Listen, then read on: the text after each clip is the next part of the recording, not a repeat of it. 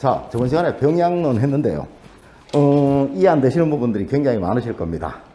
그렇지만, 요번 억부론 하고 나서 다시 또 계속 반복할 거니까, 이 동양학이라는 자체는요, 계속 반복돼요. 계속 모든 것이 순환되고 반복되고 계속 그러니까 조금 이해 안 되시더라도 다 이해가 가실 겁니다. 억부론 하고 나면 아주 또 쉬울 거예요. 자, 오늘은 이 억부론을 해야 되는데요. 억부론이라는 거는 이제 억자는 누를 억자예요. 누르다라는 뜻이에요. 부자는 도울 부자예요. 돕는다라는 뜻입니다. 그러니까 누르고 돕는다라는 뜻입니다. 동양학의 가장 기본은 모자란 사람은 도와주고 힘이 센 사람은 힘을 좀 빼고, 그게 동양학의 기본이거든요. 이 억부론이라는 이론이 그런 이론이에요. 자, 기준으로 봐서요. 기준으로 봐서 이렇게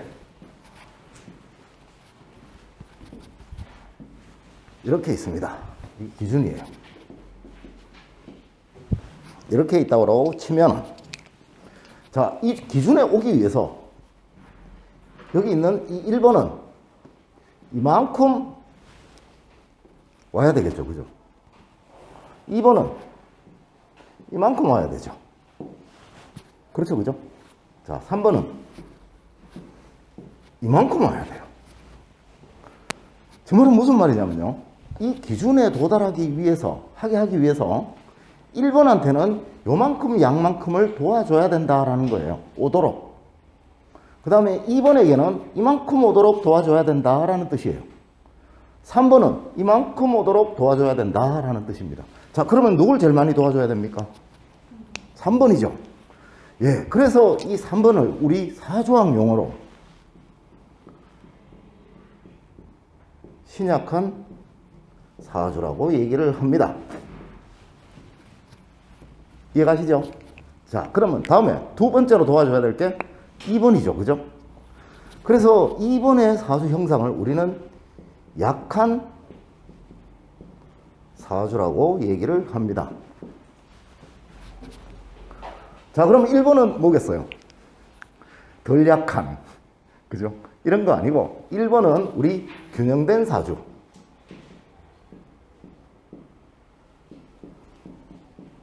이렇게 얘기를 하고 또 보통 사주라고 얘기를 합니다. 자, 다음으로요. 여기 있는 이 4번은 이만큼 빼야 되죠. 오히려 올라오면. 그죠? 뒤로 돌려버려야 돼. 그죠? 그 다음에 5번은 이만큼 와야 되죠. 6번은 이만큼이에요. 그죠? 자, 누구 힘을 제일 많이 빼야 됩니까? 네? 6번이죠. 그래서 이 6번의 형상을 우리는, 저기도 신자 썼잖아요. 그래서 왕한사주라고 얘기를 합니다. 여기에서 왕은 강하다, 왕성하다 이런 뜻이고요. 저기서 약하다는 건 약할 약자 써서 아주 약하다는 뜻이에요. 그러니까 이 밑에 있는 세 개는 어떤 식으로라도 도와줘야 되는데 도와주는 양을 저만큼씩 조절해 준다라는 거예요. 그 다음에 이거는 제일 강하죠. 그죠? 그래서 친왕한사주라는 건 제일 많이 빼야 된다 이런 뜻이에요.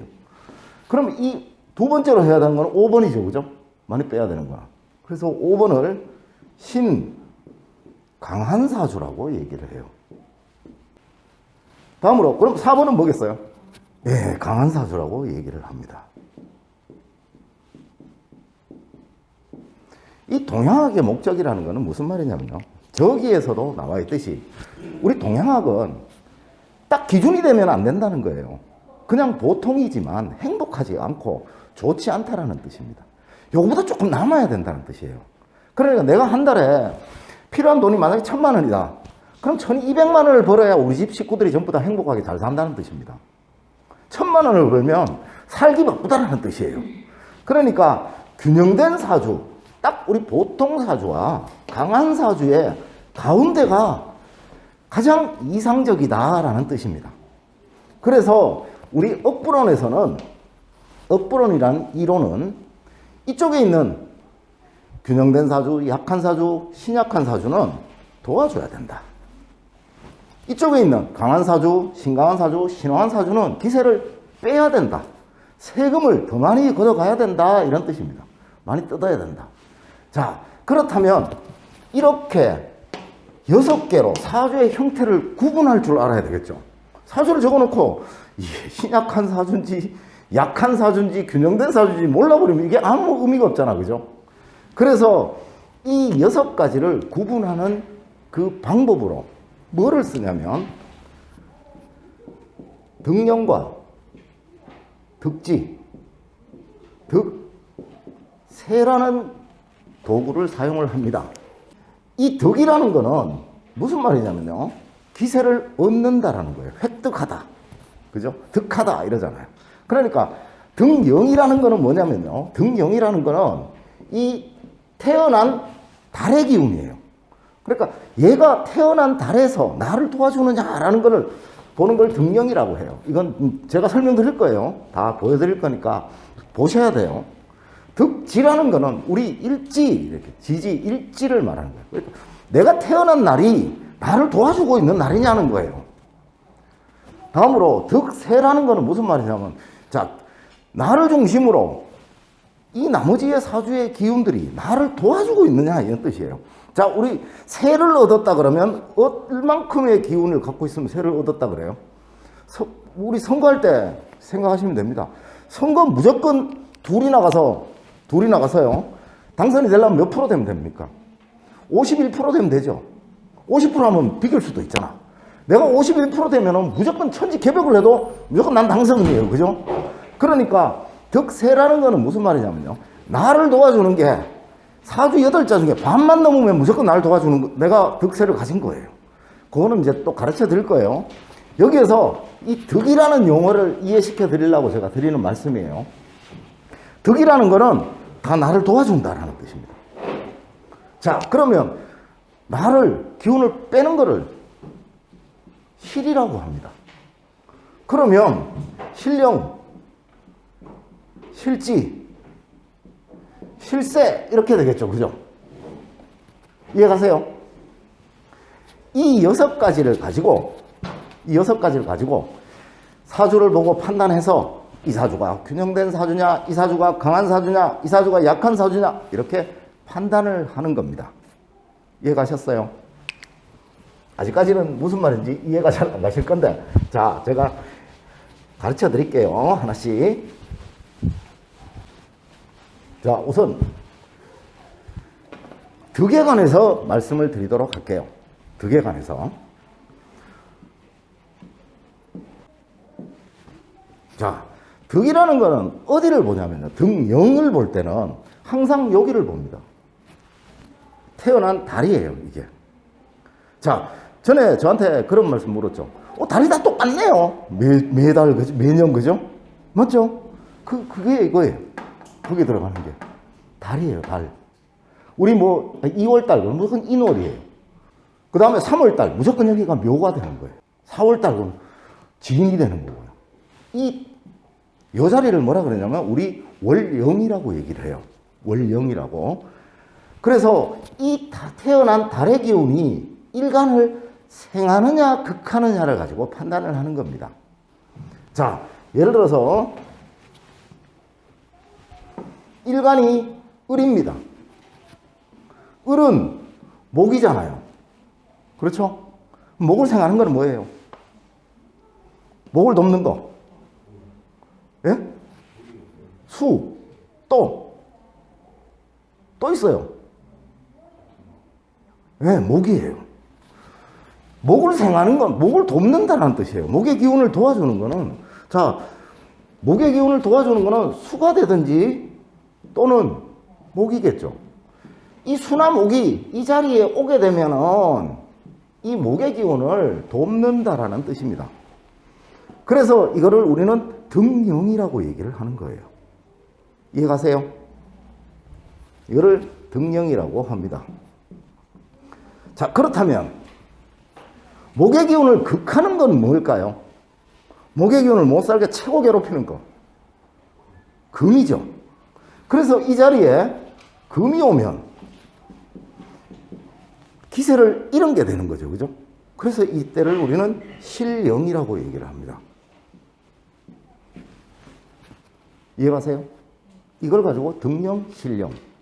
그러니까 이 등령, 득지, 득세, 실령, 실지, 실세에 관한 개념을 몰라버리니까 어떠냐면요. 똑같은 사주를 놓고도 어떤 사람은 강한 사주다 그러고 어떤 사람은 약한 사주다 그러고 막 이래 돼 버리는 거예요. 이거는 이 달의 기운이 뭐냐를 가지고 정확하게 판단할 수 있어야 된다는 거죠. 다음으로 이제 이거는 0이었잖아요. 0, 그죠?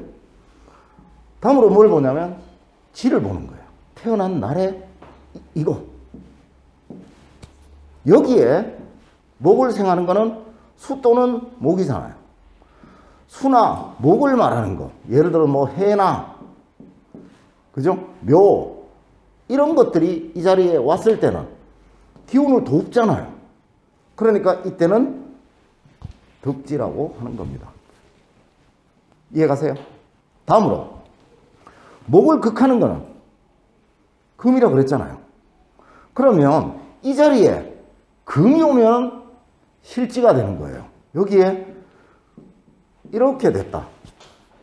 그러면 아까 말씀드린 이제 실지 이렇게 되는 겁니다. 토는 득한 기운을 빼는 거죠, 그죠? 그래서 그는 감한다고 얘기를 해요. 기운을 덜어낸다 그러는데 득도 아니고 실도 아니에요.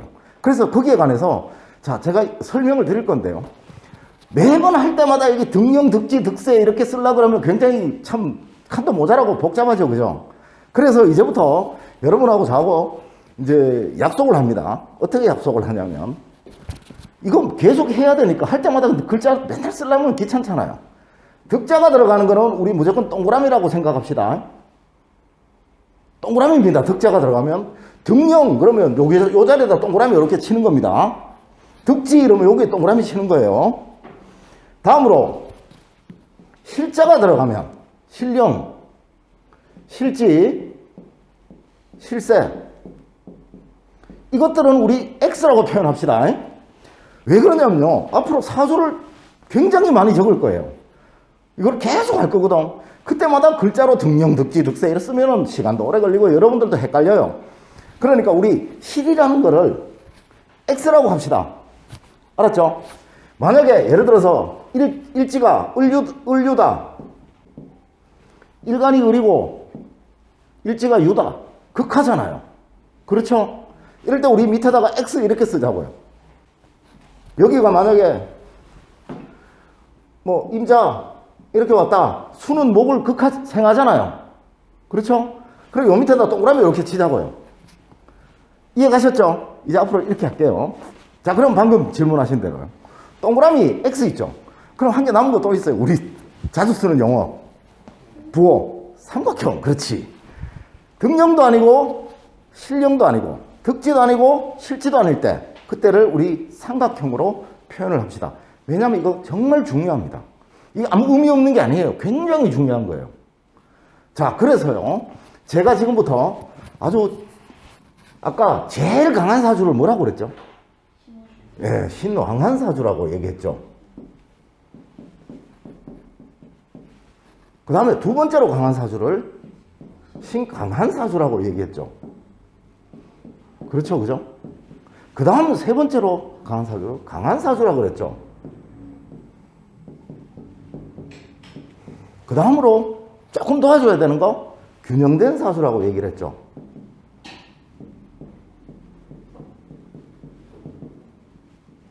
그죠? 다음으로 조금 더 많이 도와줘야 되는 거. 예, 약한 사주라고 얘기를 했죠. 다음으로 제일 많이 도와줘야 되는 거.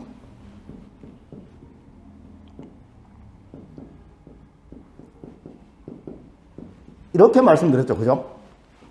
자, 이제부터 가르쳐 드릴게요. 신왕한 사주는 동그라미가 3개입니다. 등령, 득지, 득세가 다 있다는 뜻이야. 우리 동그라미라고, 득이라는 거는 동그라미라고 얘기했죠. 그죠? 맞죠? 신왕한 사주는 동그라미가 3개가 다 있어요. 이해 가셨죠? 신강한 사주는 동그라미가 2개입니다. 동그라미 2개, X가 올 수도 있고 삼각형이 올 수도 있어요. 무조건 동그라미가 2개 나오면 신 강한 사주입니다. 다음으로 강한 사주는 동그라미가 1개입니다. 이해가시죠? 자, 다음으로요. 요건 잠시 쉬고. 약한 사주는 이제 동그라미가 없어요. 맞죠? 그죠? 득이 없으니까 다 실만 있는 거예요. 그런데 약한 사주는 우리 실을 X라고 얘기를 했죠. 동그라미가 없으면서예요. 여기에선 단 전제 조건이 동그라미가 없어야 돼요. 만약에 동그라미, 삼각형, X 이렇게 되면 이거 무슨 사주입니까? 동그라미 1개 있으니까 강한 사주가 되는 거예요. 알겠죠? 이제 사주로 이거를 적용시킬 거예요. 왜냐하면 이제 이렇게 안 해놓으면 사주를 보다 보면 자꾸 헷갈려. 적어놓고 하다 보면요. 그래서 이렇게 하면 제일 쉽습니다. 약한 사주는 동그라미가 하나도 없으면서 X가 하나가 있어요. 그러면 이 경우는요, 이거예요. 안 적어도 돼요. 할 거니까. 신약한 사주는 2개. 그렇죠. 그럼 3개는 더 신약한 사주? 아니에요. 2개 이하. 2개에서 3개. 무조건 신약한 사주입니다. 자, 그러면 이거는 뭘까요? 동그라미도 없고 X도 없어요. 네, 그러면 뭐예요? 삼각형만 3개 있는 거예요. 이걸 우리 균형된 사주라고 얘기를 하는 겁니다. 저거를 정확한 용어로 표현하면은 제가 지금부터 읊어드릴게요. 이렇게 외우려면 여러분들이 머리 아파 못 외워요. 신강한 사주는 득년과 득지, 득세를 다 가진 사주고, 신강한 사주는 득년과 득지, 득세 중에서 2개 이상을 득하고 있으면서 실령과 실지, 실세를 가지고 있지 않은 형상을 신강한 사주라고 한다. 그 다음에 강한 사주는 득년과 득지, 득세 중에서 한 가지를 가지고 있는 사주다. 그 다음에 균형된 사주는 득년도 없고 득지도 없고 득세도 없고 실령도 없고 실지도 없고 실세도 없는 사주를 균형된 사주 또는 보통 사주라고 한다. 원문에 이래 나와 있어요. 이렇게 해버리면 머리 아프죠, 그죠? 그래서 제가 아시기 쉽게 이렇게 가르쳐 드린 거예요. 자, 제가 한 가지 연습을 시켜 드릴게요. 잘 보세요. 이제 요거는 지금 1단계입니다. 여기에서 조금 더 들어가면 조금 한계가 더 헷갈리는 게 있어요. 그런데 아주 쉽게 제가 간단하게 설명을 드릴게요.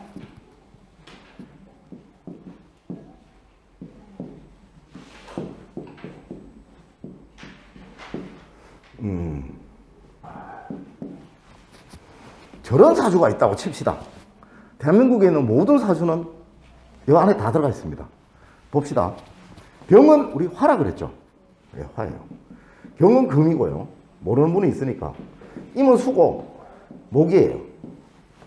수고, 금이고, 화고, 토예요. 보세요. 우선 제일 먼저 무조건 사주를 딱 보면요. 태어난 달부터 봐야 돼요. 여기부터 보는 거예요.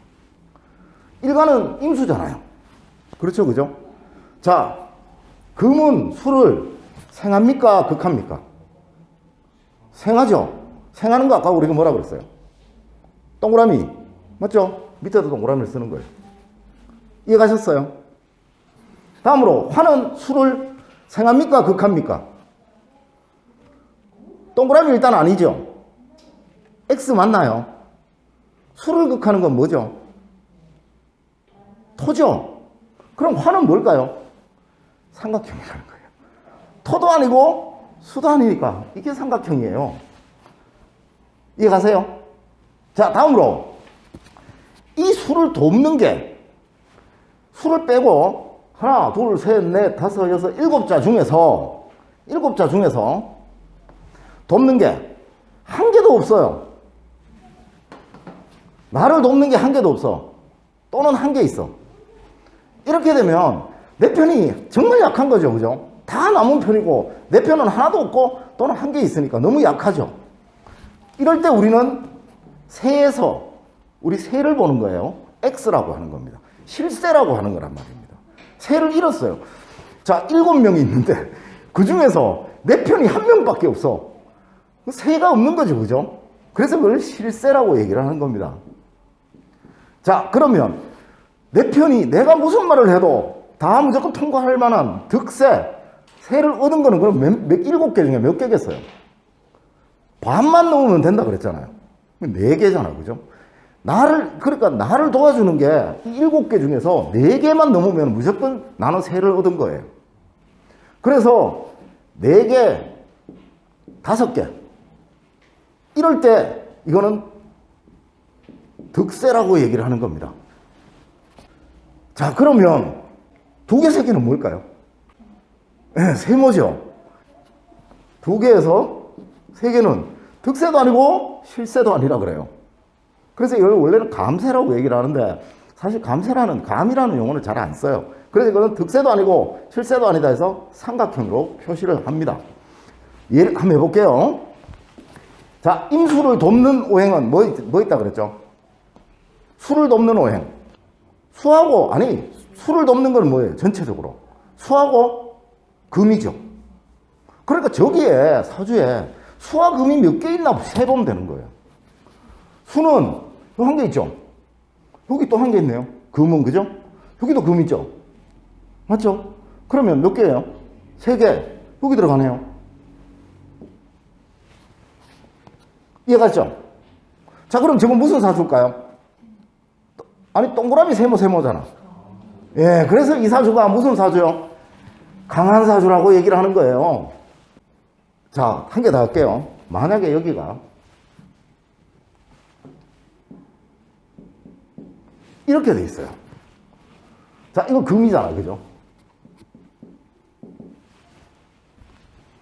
그러면 저 임수를 생하는 게 달은 똑같고 변함이 없으니까요. 날도 변함이 없잖아요. 근데 얘가 싹 바뀜으로 인해 가지고요. 뭐가 있냐? 내 편이 한 명 늘었죠. 수를 생하는 거는 여기 수, 금. 몇 개? 네 개죠. 네 개 여기 들어가네요.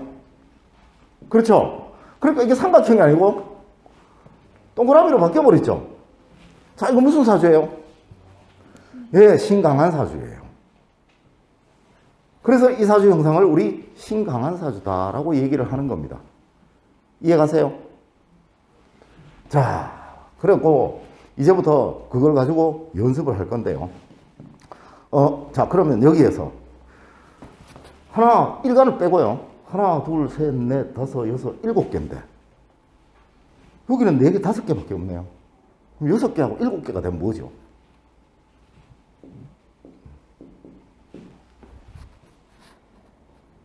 여섯 개하고 일곱 개는 뭘까요? 저번 시간에 했는데 만약에 여기가요 다 수금이라고 생각해봐. 다 내 편밖에 없어. 전왕사주다라고 얘기를 했죠. 그래서 이걸 전왕한 사주다라고 얘기를 하는 거예요. 그래서 이 여섯 개의 전왕사주는 제외입니다. 위에 전왕사주가 있고요. 키가 작아. 여기가 또 전왕사주가 있어요. 이렇게 두 가지가 있는데 이거는 이제 다음 시간에 제가 좀 더 깊이 가서 설명을 드릴 건데요. 이 전왕사주를 우리 강전왕사주라고 얘기를 하고요. 이 전왕사주를 우리 약전왕사주라고 얘기를 해요. 요거는 지금 한꺼번에 다 얘기를 드리면 헷갈려서 머리 터질 겁니다. 그러니까 요까지만 알아놓으시고 우리 연습을 한번 몇 번 해봅시다. 연습만 해보면 이건 누구나 다 알 수 있어요. 0, 1, 실세. X. 그 다음에 2, 3. 감세. 삼각형. 4, 5. 득세. 동그라미. 이거는 반드시 알아놔야 되고요. 자, 어떤 사주 할까요? 한번 볼까요? 병자. 을묘. 병신. 기사. 자, 이렇게 있다고 칠게요. 자, 저 사주가 무슨 사주인가 우리 구분을 한번 해봅시다. 일단 사주 형태를 구분하고 나면 용신은 중심 오행 찾는 거는 초등학교 1학년도 할 수 있어요. 굉장히 쉬워요. 이 용신만 구분하면 돼요. 여기서. 사주 형태만. 그러니까 이 사주의 형태만 구분할 줄 안다면 우리 사주학에서 용신 찾는 거는 진짜 껌 씹는 것만큼 쉬워요. 굉장히 쉬워요, 이거는. 자, 일단 이거부터 보라 그랬죠. 무조건이에요, 그냥. 그리고 일간이 뭔가부터 보는 거예요. 자, 화. 그렇죠? 여기는 목이잖아요. 목은 화를 생합니까? 안 합니까? 생하죠? 그러면 동그라미. 이해 안 되시는 분? 없죠? 자, 다음으로. 이거는 금이잖아요. 금은 화를 극합니까? 생합니까? 동그라미인가요? 삼각형인가요? X인가요? 예, 삼각형입니다. 여기 수가 왔다면 X가 되겠지만, 그죠? 금이 왔으니까 삼각형이 되겠죠. 다음으로요. 이제 세를 보는 겁니다. 일간을 빼고 화니까 화를 돕는 거는 목하고 화죠. 그렇죠? 자, 여기에서 목하고 화가 과연 얼마나 있는가 판단해 보는 겁니다. 을, 묘, 사, 세 개 있네요. 맞나요? 이거네, 그죠? 삼각형. 자, 이거 무슨 사주입니까? 강한 사주죠.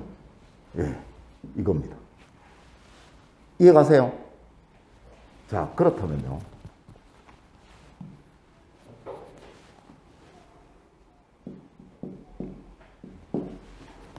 이렇게 됐다면 어떻게 될까 한번 봅시다. 사주라는 게요, 저렇게, 이거 몰라버리면 저렇게 헷갈려요. 아까는 요 한자 때문에 강한 사주였죠. 이제는 뭔가 한번 보자고요. 묘는 화를 생하는 거 맞죠? 동그라미. 이는 목이잖아요. 목은 화를 생하는 거 맞죠? 또 동그라미. 자, 다음으로요. 병화를 생하는 게 몇 개나 있나 한번 보자고요. 을, 묘, 인, 사. 몇 개예요? 4개. 여기 있네요. 맞죠? 이게 무슨 사주예요? 자, 요 한자가 바뀌었을 뿐인데요. 사주는 완전히 다른 얘기가 돼버리는 거예요. 이게 용신이 완전히 얘기가 달라져 버리는 거예요. 이 원칙을 모르기 때문에요. 진짜 대한민국에서 용신을 제대로 찾는 사람이 거의 없다라고 말을 하는 이유가 이런 거예요. 왜냐면요, 용신 찾는 게 너무 쉬워요. 지금부터 설명을 드릴게요. 용신은 예를 들어서 이 동그라미 개수만큼 뒤로 빼면 됩니다. 우리 목, 화, 토, 금, 수 이렇게 순환도가 돼 있다 그랬잖아요. 그죠? 자, 이렇게 목화, 토, 금수가 있어요. 우리 화죠, 일간이. 그죠? 일간이 화예요. 그럼 첫 번째 용신은 어떻게 찾냐면요. 아까 첫 번째 동그라미 한 개 있었던 거 있었죠. 그렇죠? 강한 사주. 토예요. 왜? 다음 칸. 동그라미 개수만큼 넘어가면 돼요. 그러면 방금 이거 무슨 사주? 신화원 사주였죠. 동그라미가 몇 개 있었어요? 3개 있었죠. 그럼 3칸 가면 돼요. 1칸, 2칸, 3칸 수예요. 너무 쉽죠? 그래서 방금 말씀드린 대로요. 이 사주가 어떤 형태인지만 알고 나면 용신 찾기는 너무 쉬운 거야. 왜냐하면 이 말이 무슨 말이냐면요. 화가 너무너무 강하기 때문에 이 사주는 등용도 있고 득지도 있고 득세도 있으니까 정말 강한 사주 아닙니까? 그죠? 그러니까 너무 강한 사주니까 이 일간을 극하는 수를 용신으로 쓴다 이런 말이에요. 그리고 이거를 한자로 해가지고요. 막 적어놓으면 무슨 말인지 하나도 몰라요. 막 말 종이로 적어놓으면 그런데 이렇게 해버리면 굉장히 쉽다는 거예요. 자, 그러면 한번 다시 해볼게요. 동그라미가 만약에 이렇게 있다 그러면 화일간에 용신이 뭐겠어요?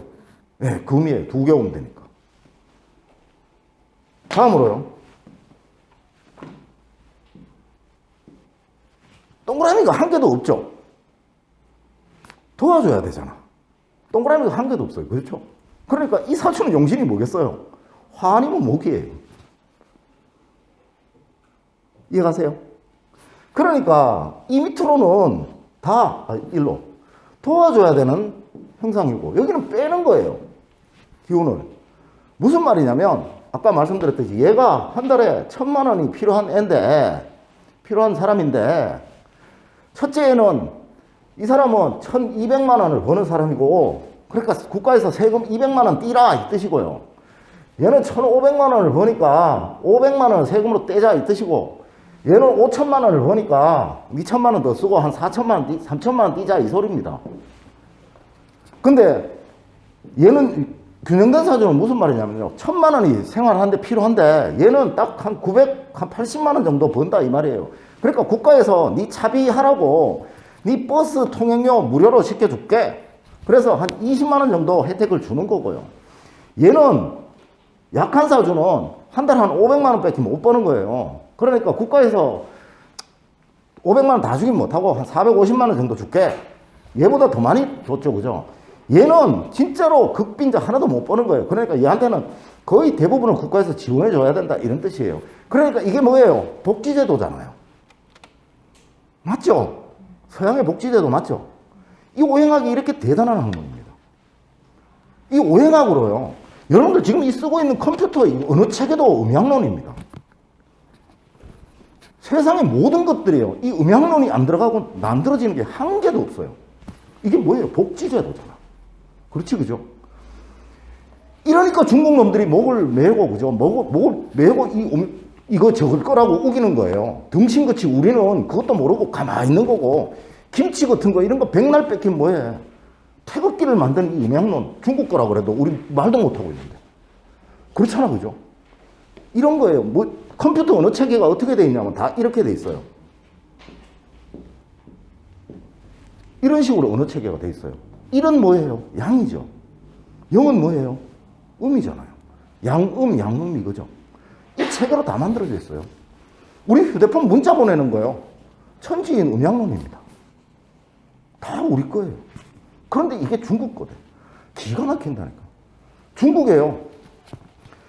정말 웃긴 게 우리나라 사람들이 정말 답답한 게요. 중국의 최고의 우리 역사서 그러면 중국 놈들이 죽어도 중국하고도 안 바꾼다라는 역사서가 뭡니까?